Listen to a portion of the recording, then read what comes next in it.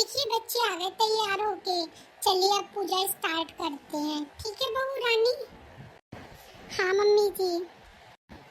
क्या बहू तू जानती है इस व्रत कथा के बारे में? हाँ मम्मी, मेरी मम्मी घर पे रहती है ना व्रत कथा, तो मैं सुनती थी, मुझे कथा भी आती है। अरे वाह, मेरी बहू को तो सब आता है।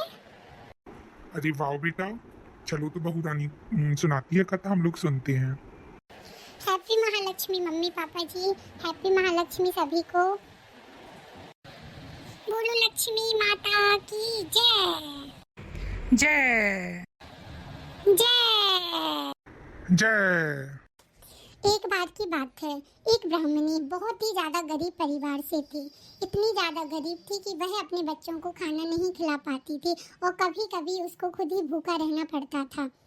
तो वह पास में उसके एक मंदिर था, वह डेली मंदिर जाती थी और माता से विनती करती थी, माता मुझ पर अपनी कृपा बनाइए, मेरे बच्चे भूखे सो जाते हैं और कभी कभी मैं भी बिना खाने के सोती हूँ।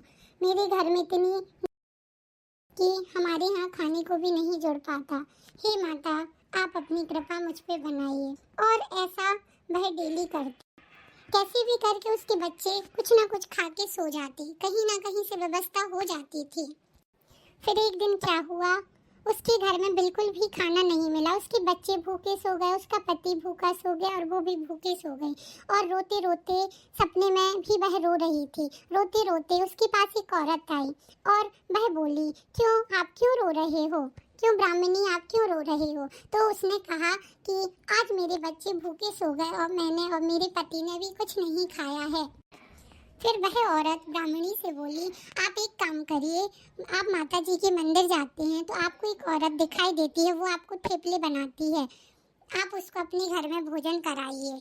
और वहाँ पे थोड़ी आगे जाना तो एक नदी किनारे आपको बहुत सी औरतें माता जी की, महालक्ष्मी जी की पूजा करते हुए दिखेंगी।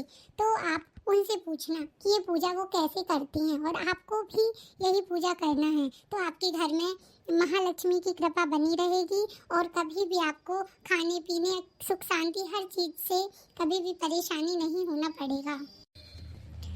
और बस अचानक से ब्राह्मणी की नींद खुल जाती है, वह सोच में पड़ जाती है। फिर वह सोचती है कि हाँ, औरत तो वहाँ पे थेपले बनाती है तो मुझे उसको खाना तो खिलाना है।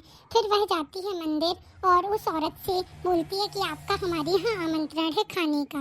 लेकिन वह ये, और उसको आमंत्रण देने के बाद वह यह भी सोचती है कि मैं इसको क्या खिलाऊंगी, कैसे खिलाऊंगी। रास्ते में सोचते सोचते जाती है और वह रास्ते में दान मांगते हुए चली जाती है और उसको याद भी नहीं रहता कि उसने इतना दान मांग लिया कि घर जाके उसके वो आराम से उस औरत के लिए सब कुछ खाने के लिए बना लेती है। और वह कहती है, अरे वाह, महालक्ष्मी की कृपा हो गई। फिर वो औरत जब आती है तो उसके पैर धोती है, उसके पैर पड़ती है और उसको अच्छे से खाना खिलाती है।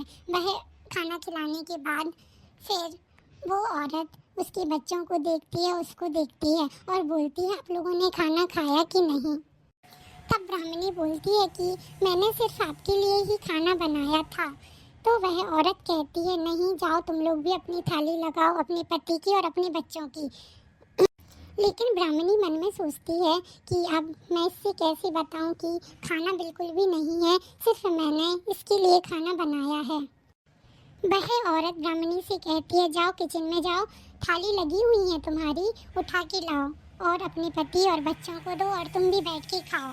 फिर हम लोग साथ में बैठ के खाना खाते हैं। ब्राह्मणी जैसे ही उठ के किचन में जाती है तो वहाँ पे पूरा खाना भरा हुआ था, तो वह देख के शॉक्ड हो जाती है और वह अपने बच्चों को खाना देती है और पति को खाना देती है। जैसे ही वह वापस आती है तो वहाँ पे कोई भी औरत नहीं रहती है और ब्राह्मणी सोचती है, ये तो साक्षात महालक्ष्मी हमारे घर में पधारी थी, और वह खुश हो जाती है। और फिर वह माता की मंदिर में रोते हुए, भागते हुए फिर से जाती है। हे माता, आपने मुझे दर्शन दिए, आपका बहुत बहुत धन्यवाद। आज मेरे बच्चों ने बहुत अच्छे से खाना खाया। आपने हमारे घर में आकर हमें सुख समृद्धि दी और आपने अपने दर्शन दिए। फिर वह नदी किनारे जाती है तो वहाँ सच में उसको औरतें पूजा करते हुए दिखी। तो वह औरतों से पूछती है, ये तुम पूजा किसकी कर रही हो? फिर वो औरतें ब्राह्मणी को बताती हैं ये महालक्ष्मी व्रत कथा है। ये भाद्रपद शुक्ल में मनाई जाती है। इस व्रत के करने से हमारे घर में सुख शांति और समृद्धि बनी रहती है। माता लक्ष्मी की कृपा हमेशा बनी रहती है, जिससे हमें कभी भी परेशानियों का सामना नहीं करना पड़ता है। तो ब्राह्मणी उन औरतों से पूछती है यह व्रत कथा कैसे की जाती है। फिर उनमें से एक औरत बताती है कि यह पूजा भाद्रपद शुक्ल में मनाया जाता है। इस व्रत को रखा जाता है। इसमें माता लक्ष्मी की पूजा की जाती है और इस व्रत को करने के लिए हमें पकवान बनाने पड़ते हैं ताकि हमारे घर में खाने की कमी ना हो, और हमें गरीबों को खाना खिलाना पड़ता है। माता जी के मंदिर में प्रार्थना करनी पड़ती है और कुछ खाना हमें जानवरों को देना पड़ता है ताकि वो भी हमें कहीं ना कहीं आशीर्वाद दें। इस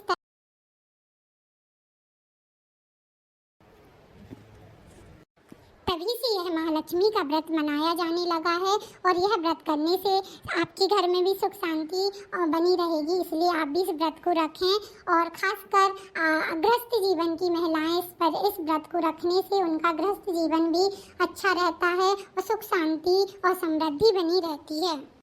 बोलो माँ लक्ष्मी जी की जय। और मम्मी जी, इस तरीके से हमारी कथा संपन्न हुई। अब हम आरती करते हैं।